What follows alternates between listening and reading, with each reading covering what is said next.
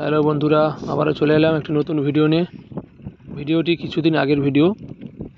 তো দেখতে পাচ্ছ একদম নদীর পাড়ে কাজ হচ্ছে প্রচণ্ড ঠান্ডার মধ্যে। তো তাও কাজ করতে হচ্ছে আমাকে। তো দেখতে পাচ্ছ ওই যে দুটো লাইনার পিস্টন একদম খারাপ হয়ে গেছে, এই দুটো লাইনার পিস্টন চেঞ্জ করতে হবে। কিন্তু এখন আমি ভিডিও দিতে পারবো না। আগামী 16ই ডিসেম্বর সোমবার থেকে সমস্ত ইঞ্জিনের ফুল ভিডিও আপনাদের কাছে দেব। তো ইঞ্জিনটি আমি পুরো ফিটিং করে নিয়েছি।